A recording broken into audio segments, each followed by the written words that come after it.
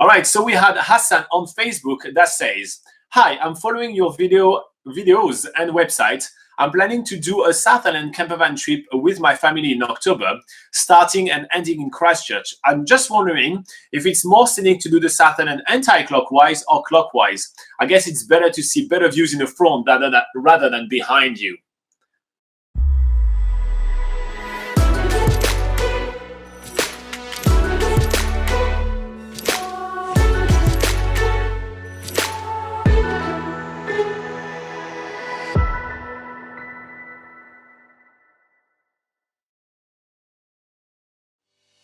And that's a question that we do get actually quite often. What's the best route to make your way around New Zealand? And there is quite a few criteria to take in consideration. So Hassan right here in his question say that he want to prioritize kind of views, which is a really good thing to prioritize as well. But we think that it's also very important to prioritize traffic. To think about the traffic flow as well around New Zealand, because you're probably going to be driving quite a lot around the country, and also prioritize your activities in order to have a few backup plans. So we're not going to be talking just about the South Island right here because we want to help everyone. So we're going to be talking about both the North and the South Island. But let's get started with the South Island. Laura, do you want to get us a map just to give you a bit of an idea? All right. So when you travel around the South Island, most people will start either in Queenstown or in Christchurch right here. And what we actually have found the best way to travel around New Zealand is to travel that way. It is actually clockwise, right? This one is clockwise, right? That is... Yeah, I think it's clockwise. Anti-clockwise. Anti-clockwise. Well, this one here. Can you do a big arrow right here? So you guys can see just this way around.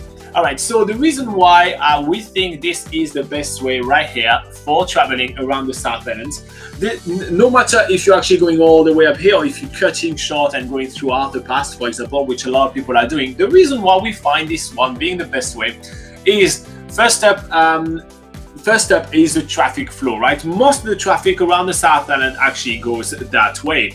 Now, a lot of the roads on the South Island are quite small and narrow. I mean, you've seen a lot of our videos traveling around the South Island. We did travel a lot with a really big camper van, and it is quite small. So you obviously are going to be better off following traffic. So I don't really have any data, to actually tell you like this is how much traffic goes one way and the other way. But we really feel like at least 2/3 of the traffic is kind of going that way rather than the other way around. So you have less crossover, and the traffic goes better if you go alongside it. Yeah, I was just going to say, like, all the bus tours we know in New Zealand always take this route around New Zealand as well. They never go opposite the traffic. So, if they're doing it as well, and if you were to travel opposite, then imagine if you are on the opposite side of the road against all those buses blocking your view the whole time. Yeah, so, if you do drive a whole day, you may be literally crossing like 50 buses on very narrow roads. So every time it's a bit of a stress, it's kind of like a crossing on the side. Well, you much better be behind them and just kind of follow and go along the way. So that is kind of the first point of why we do like traveling in that way. Now, another thing is having enough backup plans. So one of the prime activity to do on the South Island is to go on the glacier. It's an absolutely amazing activity. We have videos of every single one of the glaciers that you can go commercially on in this channel right here. So you can check us like going and do those things everywhere. It's really awesome. But those three glaciers are, if you want to do some dot lower, we have Franz Josef Glacier, Fox Glacier. So this one is Franz Josef, this one is Fox Glacier, and we have the Tasman Glaciers as well.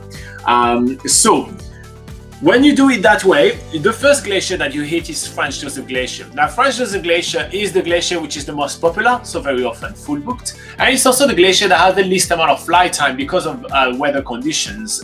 So the weather is so changeable that helicopter tours are very often cancelled.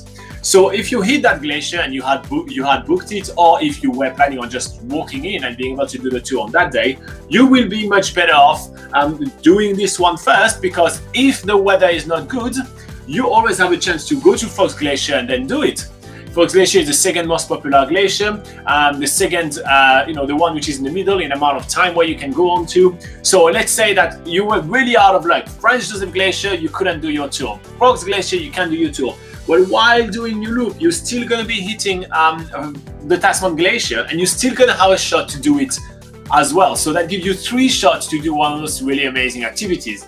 So I personally feel that for those two reasons alone, it will be the best way to do it. Now, view and scenery wise, honestly, you're gonna have beautiful sceneries and you're gonna have views both ways are going to be looking absolutely fantastic for sure, because you're going to be going toward the southern Alps twice, so it's going to look really fantastic. So for the south end, the views are going to be quite similar, so I don't think that view is very much a factor. You're still going to have a blast either or. So that's our take for the south end. Now for the north ends, and we have a much simpler explanation, because it's basically about exactly the same thing that we just said right here. For the south end, for the north end, do you want to do our little arrows? So it's, I was just going to say, it's actually a little bit opposite, because you're going down more the east coast that way, like from north to south. I was about to say the reasoning is there. So for the north end, you're better off there. So Laura is right. You go the other way around. For the north end, and you're going to be hitting, for example, like Rotorua, and then Taupo, Tongariro, and Wellington, and then you go back up that way, where you can go to Taranaki, to Waitomo, and then back to Auckland. So this is where Auckland is. This is where Wellington is. Now, one of the reasons why we actually think this is the best way is because the drive down toward, especially the Tongariro area, is absolutely fantastic going north to south. The mountain looks absolutely gorgeous. However, going from north to south, the views is mostly blocked. So for this reason, you're going to be having a little bit less good of views. So if we were to choose a direction, we will go then clockwise on the north end, anti-clockwise on the south end, and we think that would be the best way to do that. Yeah. Anything to add, Laura? I think that's pretty much everything covered. Yeah. All right, Hassan. I hope that this answered your question. I hope that you are pretty satisfied. Pretty much set up.